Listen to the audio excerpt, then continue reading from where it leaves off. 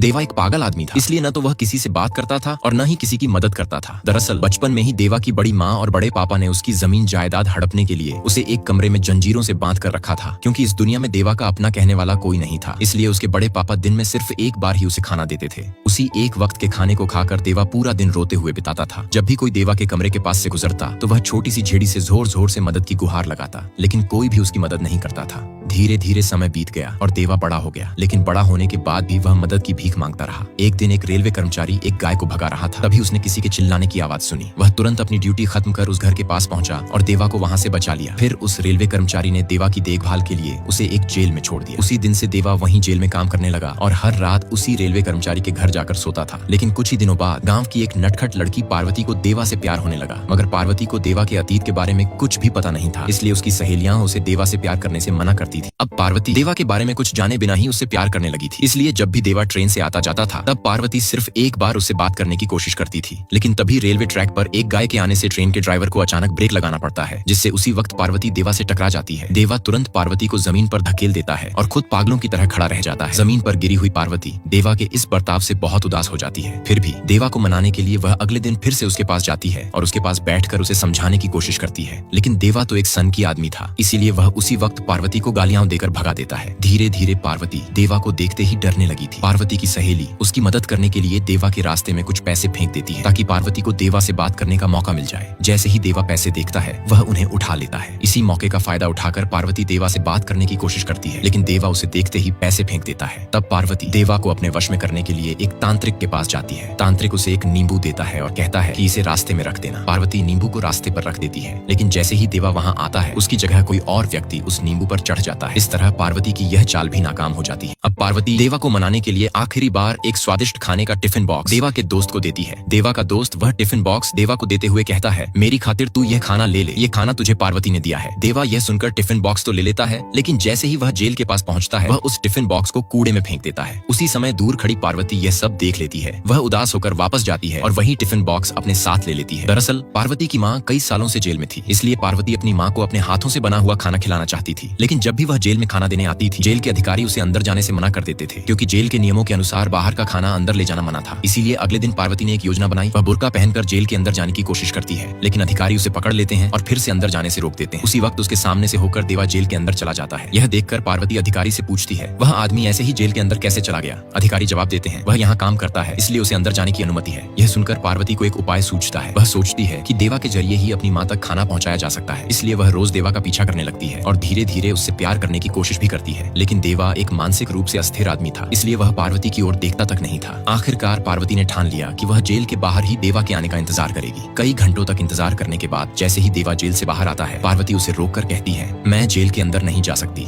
इसलिए मैं तुम्हारे पीछे कई बार आई, कई बार तुमसे विनती की कि सिर्फ एक बार यह खाना मेरी माँ तक पहुँचा दो, क्योंकि तुम जेल के अंदर जाते हो, इसीलिए मैंने तुमसे मदद मांगी। लेकिन तुम तो एक पागल इंसान हो, तुम्हें क्या पता चलेगा कि बिना माँ की बेटी की जिंदगी कैसी होती। तभी देवा गुस्से में आकर पार्वती को धक्का देकर वहाँ से चला जाता है। उसी समय जेल की एक अधिकारी पार्वती के पास आती है और पूछती है कि देवा के बारे में तुम ये सब क्यों कह रही हो? पार्वती गुस्से में कहती है कि देवा कोई आदमी नहीं बल्कि एक जानवर है। असल में यह देवा के माता पिता की गलती है कि ऐसी औलाद उसे मिली है। फिर अधिकारी कहती हैं कि शायद तुम्हें देवा के बारे में पूरी बात पता ही नहीं। दरअसल जब देवा छोटा था वह बहुत खुश था। देवा के पिताजी हमारी इस जेल में नौकरी करते थे, इसलिए जब भी देवा के पिताजी ड्यूटी पर आते तो वह अपने साथ देवा को भी लाया करते थे। देवा अपने पिताजी के साथ बहुत खुश रहता और सभी कैदियों के साथ मिलजुल जाता था। लेकिन एक दिन जेल में देवा के पिताजी ने एक कैदी को सबके सामने डांट कर नीचे बैठा दिया था। इससे वह कैदी उन पर बहुत गुस्सा हो गया। गुस्से में वह कैदी एक दिन जेल से भागने की कोशिश करने लगा। उसी वक्त देवा के पिताजी ने उसे पकड़ लिया। इसके बदले में वह कैदी गुस्से में आकर उसी वक्त देवा के पिताजी की टिकट काट देता है और उसी दिन से देवा पूरी तरह से बिना माँ बाप का बच्चा रह जाता है। यह सब सच जानकर पार्वती बहुत उदास हो जाती है। देवा के बारे में अपनी पहले की कही हुई कठोर बातों को सोचकर वह पूरी तरह टूट सी जाती। अब पार्वती देवा की सारी सच्चाई जानने के बाद उससे प्यार करने लगती है।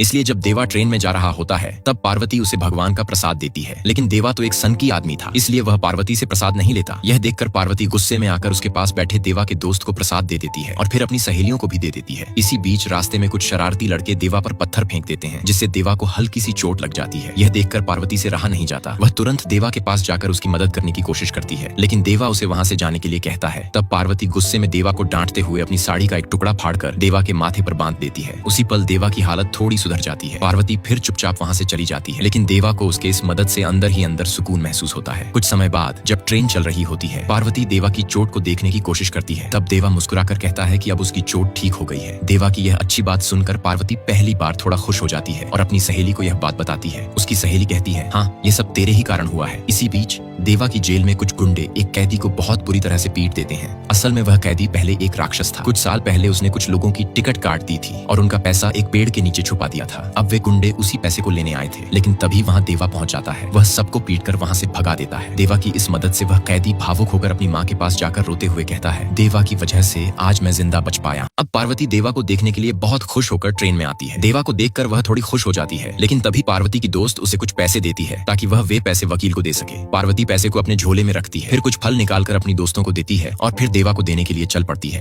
लेकिन देवा तो शक्की था, इसलिए वह पार्वती से फल लेने से मना कर देता है। यह सुनकर पार्वती चुपचाप जाकर खुद ही फल खाने लगती है। जैसे ही ट्रेन टनल के अंदर जाती है, तभी एक चोर पार्वती के झोले से पैसे चुरा लेता है। जब पार्वती अपने झोले में देखती है तो पैसे गायब होते हैं। यह देखकर वह पूरी तरह हैरान हो जाती है और घबराते हुए चारों ओर पैसे ढूंढने लगती है, लेकिन उसे पैसे कहीं नहीं मिलते। आखिरकार पार्वती देवा के पास जाकर रोते हुए उससे विनती करती है, देवा, किसी ने मेरे पैसे चुरा लिए हैं, प्लीज मेरी मदद करो। लेकिन देवा उसकी मदद करने के बजाय पार्वती को जोर से धक्का दे देता है, जिससे पार्वती सीट से टकरा जाती है। चोट लगने के बाद पार्वती रोते हुए सबके सामने देवा से कहती है, तू आदमी है या पत्थर? मुझे पता है कि तूने बचपन से बहुत दर्द सहा है, लेकिन इसका मतलब यह नहीं कि हर बार एक शक्की आदमी की तरह व्यवहार करेगा। तेरे जैसे मर्द को तो शर्म आनी चाहिए। तभी देवा का दोस्त वहाँ आता है और पार्वती को लेकर हर जगह पैसों के बारे में पूछताछ करने लगता है। इस बीच देवा जब पार्वती को रोते हुए देखता है तो उसके मन में कुछ अजीब सा एहसास होता है। उसी वक्त उसे याद आता है कि जब ट्रेन सुरंग के अंदर गई थी तब एक भिखारी आया था, वही पैसे चुरा ले गया था। देवा तुरंत उस भिखारी को देखकर उसका पीछा करने लगता है, लेकिन जैसे ही भिखारी देवा को देखता है वह वहाँ से भाग जाता है। नेक्स्ट पार्ट के लिए लाइक और कमेंट करें।